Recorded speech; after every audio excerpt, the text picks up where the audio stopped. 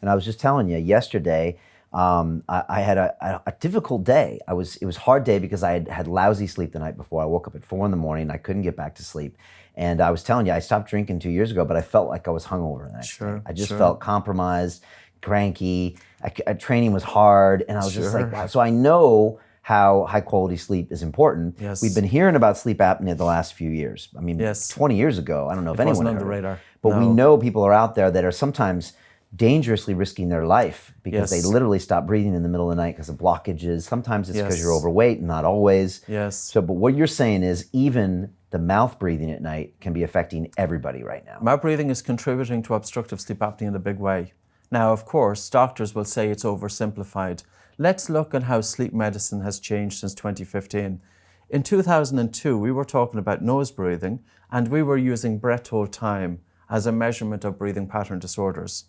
2018, McKeown, who is a Harvard medical doctor, in looking at one of the phenotypes of obstructive sleep apnea called loop gain, he said, how do you measure loop gain? You use breath hold time. Breath hold time. Breath hold time. And an individual who has a low breath hold time during rest will have high loop gain during sleep. And what that means is that they have very unstable breathing during sleep. But I'll just give you a very simplified definition of obstructive sleep apnea. Okay, and then we have to talk about breath hold time. Sure. Okay. Obstructive sleep apnea is when the upper airway collapses during sleep.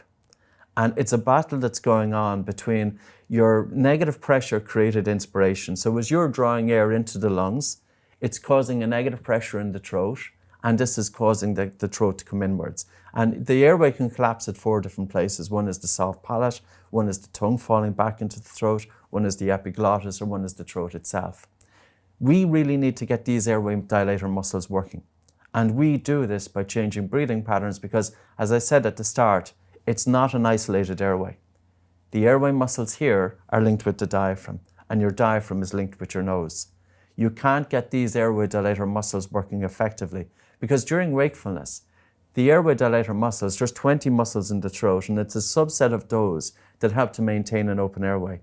During wakefulness, our airway is kept open, but during sleep, the muscles get lazy and the airway collapses. Now, individuals they can not hold their breath, they can stop breathing for about 90 seconds to 2 minutes, not even waking up out of it. They resume breathing with huge gasps of breath. During the stopping of the breath, their blood pressure is going up through the roof. They're putting a lot of stress in their heart. Their blood oxygen saturation could go down to 60%. Now, you need to get up to Mount Everest to achieve that. And these individuals wake up in the morning, and they can be doing that 20, 30, 40, 50 times an hour, every night, every week, every month, and it will absolutely certainly reduce life expectancy. It's amazing to me that you don't wake up, that you stop breathing for like you said, 90 seconds or 2 minutes, and you're still in a sleeping state. Yes. I mean, you will have sleep fragmentation. So you're constantly being awoken from the depth of sleep up to more shallow sleep. And with one phenotype of sleep apnea called arousal threshold, those individuals are light sleeping all the time. So they're going to wake up exhausted anyway, even if they don't have huge events. And this is where sleep medicine has changed, and we need really to get the research looking at breathing and sleep.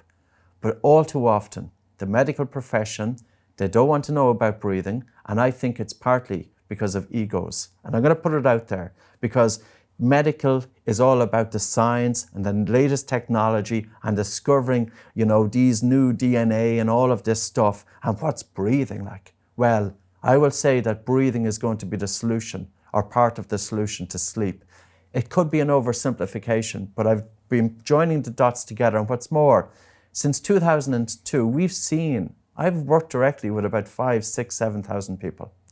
This isn't just kind of stuff that's coming out of my head. I'm working with kids, I'm working with adults all the time. I've seen Olympic athletes, their sleep improved. You mentioned special forces. We have some of our instructors who use this stuff with training with the SWAT, Special Weapon and Tactics.